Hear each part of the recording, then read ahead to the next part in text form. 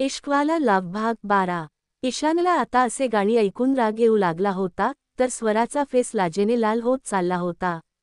ईशान रागात म्युझिक बंद करायचा प्रयत्न करतो, पण ते बंदच होत नव्हतं। शेवटी तो रागाने म्युझिक सिस्टम काढून मागच्या सीटवर फेकतो आणि शांतपणे गाडी चालवू लागतो। ते दोघे एकमेकांकडे पाहत नव्हते, ऑकवर्ड सायलेन्स होता। थोड्या वेळात ते ऑफिसला पोहोचले। गाडी थांबताच स्वरा ईशानकडे न पाहताच पटकन गाडीतून उतरून ऑफिसमध्ये पळत जाते। ईशान हे पाहून थोडासा चकित होतो आणि मनात म्हणतो, हिला काय झालं, जसं काही तिच्या मागे भूत लागलंय। आणि आपलं डोकं हलवत तोही गाडीतून उतरून ऑफिसमध्ये जातो। स्वरा आत जाताच डायरेक्ट वॉशरूममध्ये जाते। तिथे पोहोचून ती थंड पाण्याने आपला फेस धुते, कारण लाजेने तिचा चेहरा जणू काश्मीरी सफरचंदासारखा लाल झाला होता। स्वरा स्वतःच्या प्रतिबिंबाकडे पाहत स्वतःशीच म्हणते, काय होतंय तुला स्वरा? जेव्हा जेव्हा तो तुझ्या जवळ येतो, तू स्वतःला कंट्रोल करू शकत नाहीस आणि त्याच्याकडे ओढली जातेस। तुला स्वतःला कंट्रोल करायलाच हवं, नाहीतर काहीतरी चूक होईल। त्याच्यापासून दूर राहण्यातच तुझं भलं आहे। तिने चेहरा नॉर्मल झाल्यावर वॉशरूममधून बाहेर येत आपल्या केबिनकडे जात कामात बिझी होते। इकडे ईशान आपल्या केबिनमध्ये बसून आज जे घडलं त्याचा विचार करतो। त्याची नजर अचानक स्वरावर जाते, जी आपल्या केबिनमध्ये कामात गुंतली होती। ईशान विचारात गढून जातो, माहीत नाही का, पण जेव्हा स्वरा माझ्या आसपास असते, तेव्हा मी तिच्याकडे नकळत ओढला जातो।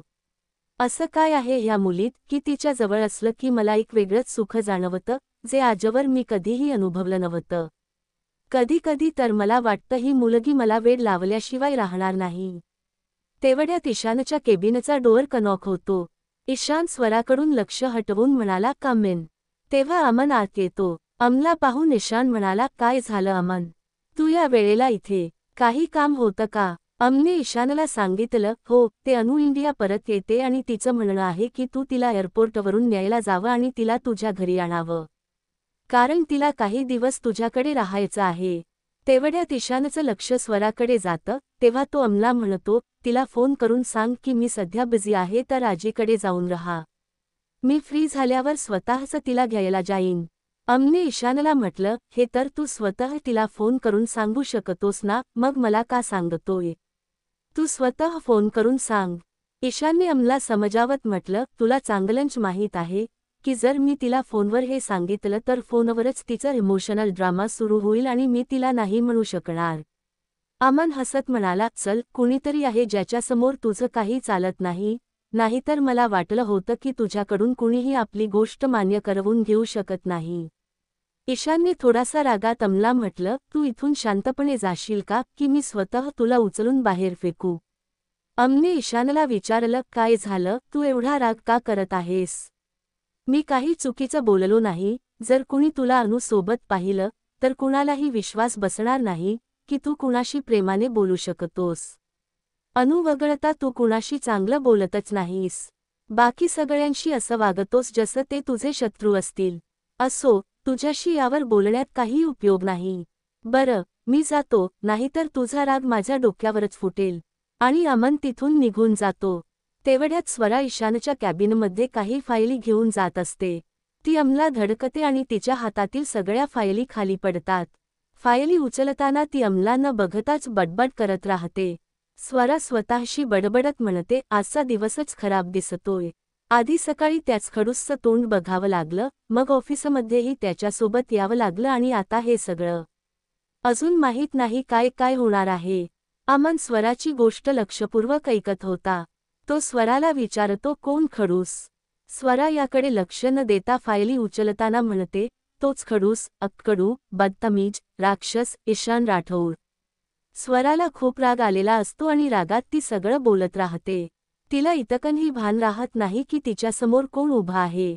आणि जेव्हा ती फायली उचलून समोर उभ्या असलेल्या अमनला पाहते, तेव्हा ती चपापते आणि मनात म्हणते, हे काय, मी हे सगळं यांच्यासमोर बोलले का? ओ माय गॉड, मारले आता हे जाऊन सरांना सगळं सांगतील की मी त्यांच्या किती कौतुकाचे पूल बांधले आहेत। तू पण ना स्वरा, न पाहता काहीही बोलतेस। निदान समोर पाहिलं असतं की कोण आहे। तिथेच अमन स्वराच्या तोंडून ईशानसाठी असे नाव ऐकून मनात हसत असतो, पण त्याने चेहऱ्यावर काहीही भाव दाखवत नाही। तो थोडा कठोर आवाजात स्वराला विचारतो, काय म्हटलं तू? कोणकोणत्या नावाने हाक मारलीस ईशानला? तर स्वरा थोडं हकलत म्हणते, सर ते मी. अमन पुन्हा कठोर आवाजात विचारतो, ते मी काय? मी विचारलं, कोणत्या नावाने हाक मारलीस त्याला? स्वरा मासूम चेहरा करत म्हणते, सर ते खडूस, अक्कडू, बदतमीज आणि राक्षस. स्वराचा असा चेहरा पाहून अमला हसू आवरत नाही. अमन हसत म्हणतो, डोंट वरी. मी त्याला काहीच सांगणार नाही.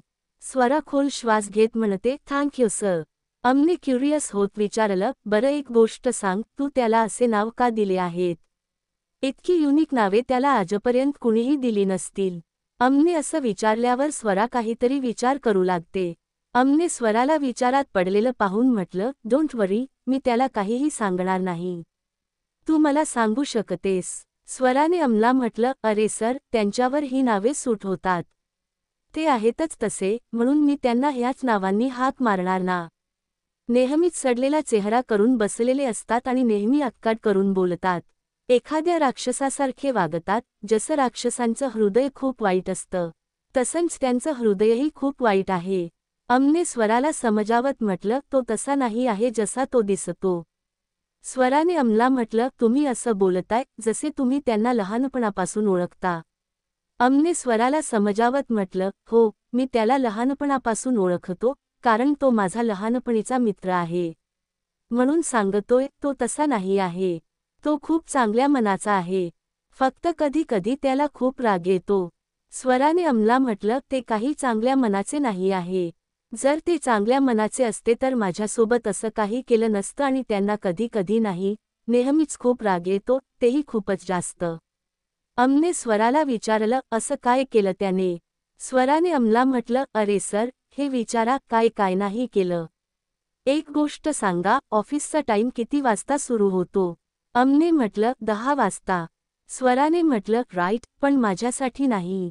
अमने विचारलं, का? स्वराने अमला म्हटलं, कारण तुमच्या चांगल्या हृदयाच्या मित्राने माझा टाईम सकाळी 8 वाजल्यापासून केला आहे. अमने आश्चर्याने म्हटलं, काय? पण तू इतक्या लवकर इथे येऊन करतेस तरी काय?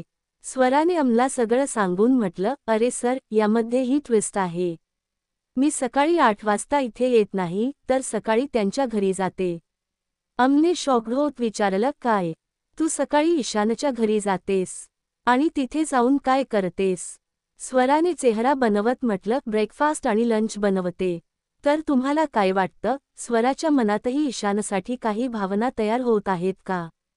आणि ही अनु कोण आहे? हे जाणून घेण्यासाठी वाचत रहा. To be continued. व्हिडिओ आवडला असेल तर लाईक करा, शेअर करा आणि चॅनलला सबस्क्राईब करून बाजूची घंटी नक्की दाबा. धन्यवाद.